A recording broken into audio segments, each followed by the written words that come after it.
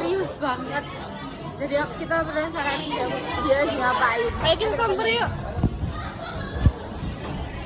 Nah, di sini tuh ada Eca sama Julia. Julia, kamu lagi ngapain? Kayak seru banget. Ini aku lagi baca-baca tentang Indonesia yang darurat.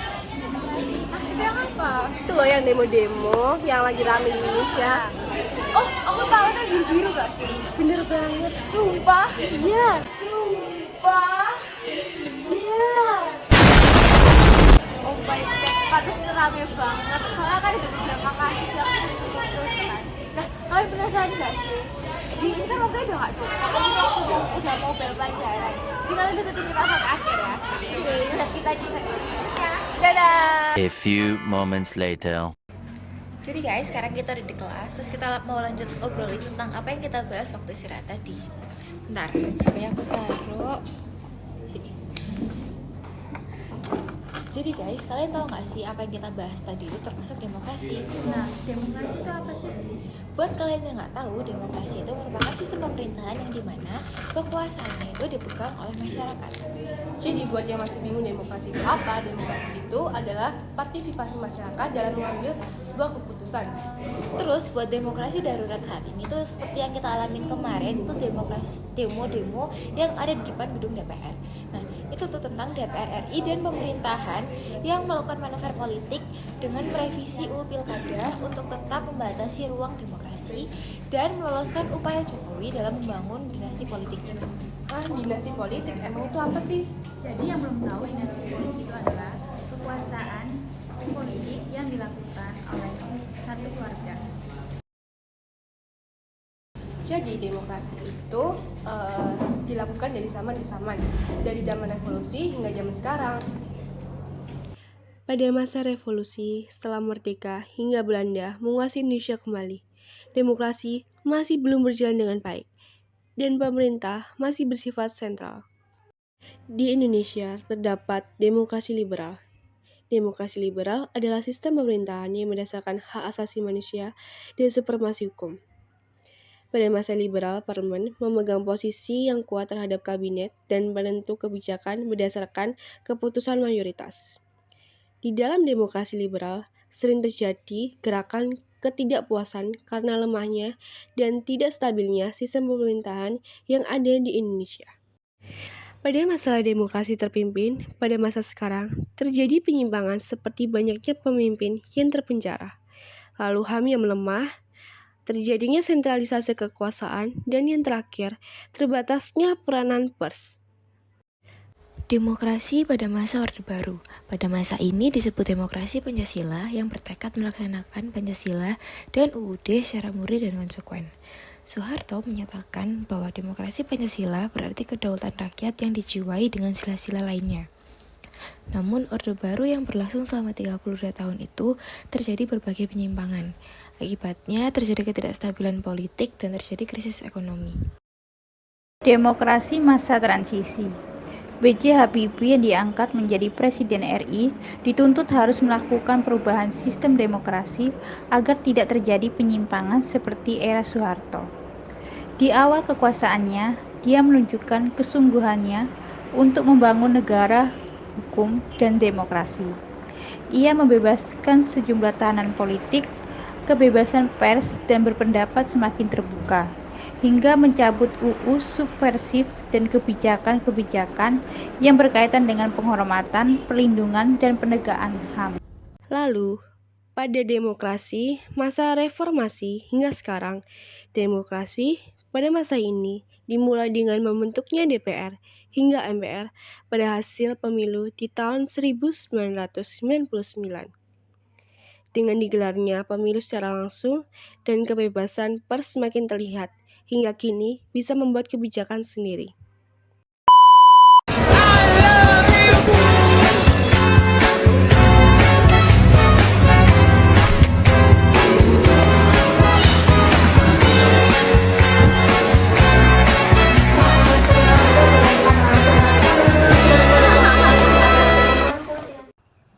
Nah, guys, sekarang kita udah sampai di suatu tempat. Kalian tahu nggak ini kita di mana? Lagi di DPRD, guys. Nah, kita tuh bakal ngajak kalian buat bahas tentang topik yang sesuai sama tempat ini nih. Jadi kalian pasti penasaran nggak sih? Oke, kita bahas ya. Nah, jadi selain pembahasan yang sebelumnya, kita juga bakal bahas beberapa contoh kasus. Yang pertama, itu adalah pemilu. Jadi guys, pemilu itu dilakukan dengan cara bertahap, dimulai dari pemilihan partai, pencalonan kampanye, hingga pencalonan DPR hingga DPD. Namun, pemilu itu termasuk dalam praktik yang masih perlu dikritisi. Karena seperti yang kita ketahui sendiri, bahwa masih banyak provokasi dan kecurangan dalam kampanye. Lalu yang kedua, ada kebebasan dalam beragama dan beribadah. Nah, kalau ini, dan ini, contohnya tidak sesuai dengan hak asasi manusia. Seperti pasal 28E ayat 1 dan 2 dari kasus ini, yang kita lihat masyarakat masih belum memiliki rasa toleransi dengan sesama. Selanjutnya, ada kebebasan masyarakat dalam menyuarakan keadilan seperti contoh kasus seorang anak DPR yang menganiaya pacarnya hingga tewas dengan hukumannya tidak sesuai yaitu 12 tahun masa tahanan. Juga ada desas-desus bahwa pelaku dibebaskan. Gak cuma itu, ternyata masih banyak keluhan masyarakat yang masih belum digubris oleh pemerintah setempat. Aduh, kalau misalnya dilihat dari kasus-kasus yang sebelumnya, itu termasuk parah nggak sih guys? Nah, tapi selain kasus-kasus yang tadi udah kita sebutin, ternyata pajak itu termasuk dalam demokrasi juga loh. Karena dalam pajak, demokrasi itu dikenal sebagai kesepakatan antara negara dan masyarakat sebagai wajib pajak. Nah, melalui demokrasi ini, kepatuhan pajak selama ini menjadi kebutuhan tiap negara dapat diwujudkan. Hal ini mendorong pemangku kebijakan untuk berkoordinasi agar tidak berat sebelah loh.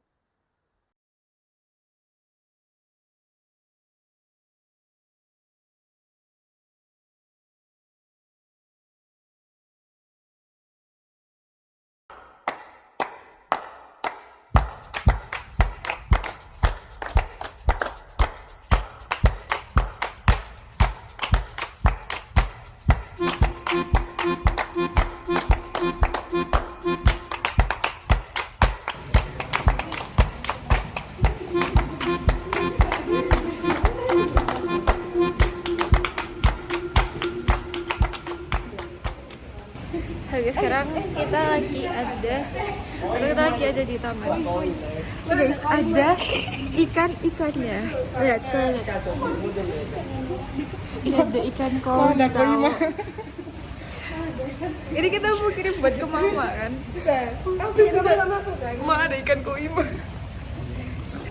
Kita udah kayak anak magang yang ada di DPRD. Kita di anak magang guys. Ada tempat main tenis juga guys. Nih, ini kalau kata Lala ini emas. Tuh, guys.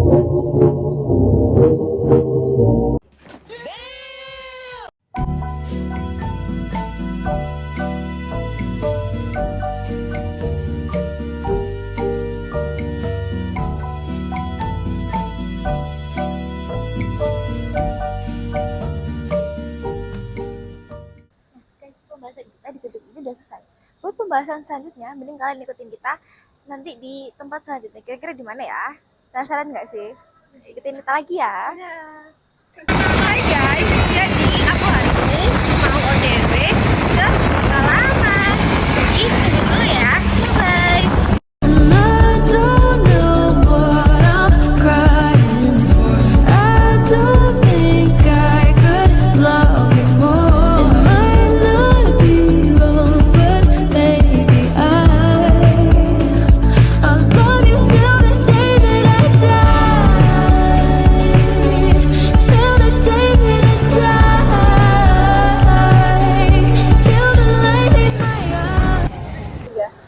Hai guys, jadi kita lagi di Kota Lama, kita lagi mau jalan-jalan dan mau tanya-tanya ke orang-orang tentang tema kita. Tapi guys, sebelum itu kita bakal jaga teman kita lagi. Karena Julia belum datang. Jadi biar lengkap dan biar anak buat ketemu sama narasumber yang lain, kita tunggu Julia dulu ya. Dadah, stay tune. A few moments later. Halo guys, jadi kita udah ketemu sama Julia, jadi ayo kita samperin. Hai Julia. Nah guys, sekarang kita udah lengkap, jadi ayo kita langsung tanya aja ke narasumber. Nah guys, kalian kan tadi udah mendengarkan tentang penjelasan-penjelasan tentang demokrasi. Nah sekarang kita mau menemui narasumber yang mau kita wawancarai tentang demokrasi. Nah simak baik-baik yuk. Halo Kak, jadi kita dari siswa-siswa SMA Asal Paris, kita mau tanya ke kakaknya tentang demokrasi sendiri. Pendapat menurut kakak itu gimana? Sebelum itu kenalin aku Eca. Kakaknya kalau betul kakaknya namanya siapa? Kak Via. Kesha, Jadi menurut kakak sendiri pendapatnya gimana nih? menurut pendapat kami ya Kak, demokrasi yang ada di Indonesia itu kayaknya kurang adil karena pimpinan yang atas itu memiliki sewenang-wenang gitu. Kayak apa? Kayak contohnya kemarin kan ada demo itu mau nyalon cagup atau apa itu yang harusnya umurnya umurnya itu harus sesuai dengan kriteria mungkin. Nah, namun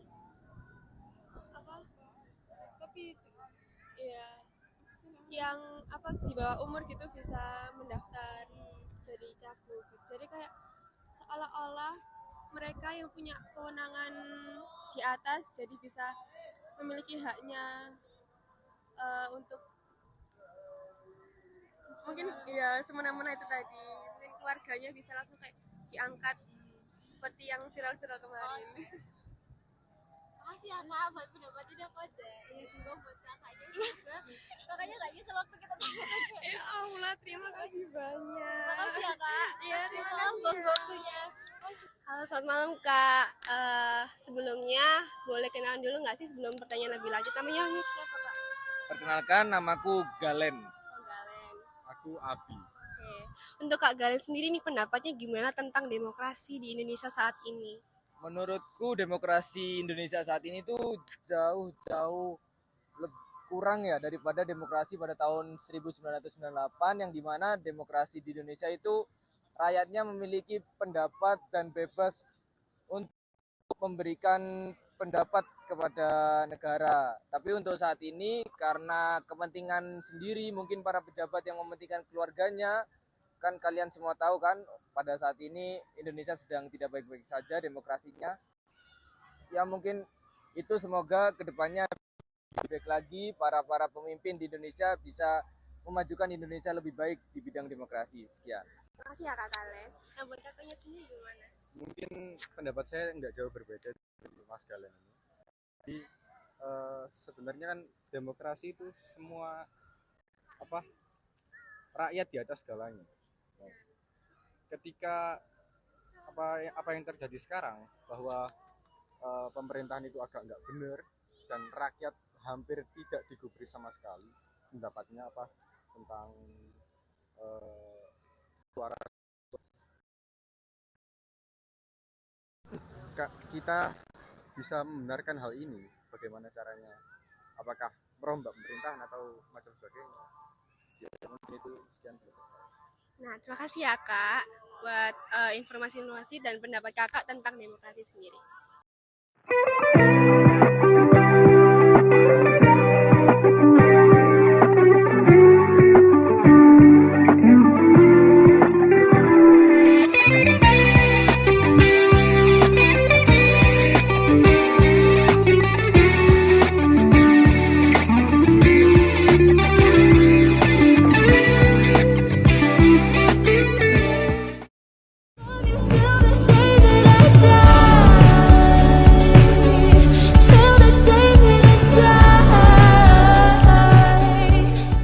Jadi guys, kesimpulan dari seluruhnya, untuk menuju Indonesia maju tentunya harus ada perubahan dari berbagai aspek, seperti pemerintah yang rukun untuk masyarakat. Lalu masyarakat juga harus merubah pola pemikirannya mengenai pemerintahan. Sebenarnya kita boleh berasumsi, namun harus sesuai dengan kondisi. Tidak semuanya itu penuh dengan kritikan. Nah, tambahnya buat kalian dalam politik itu juga harus ada partisipasi dalam masyarakat dan pemilihan itu juga harus bersifat terbuka dan secara jujur. Nah guys, kalian udah lihat kan bahasan-bahasan dari video-video sebelumnya. Jadi sekarang kita udah di akhir video nih. Terima kasih buat kalian yang udah nonton. Jadi pasti kalian udah paham kan tentang demokrasi itu apa.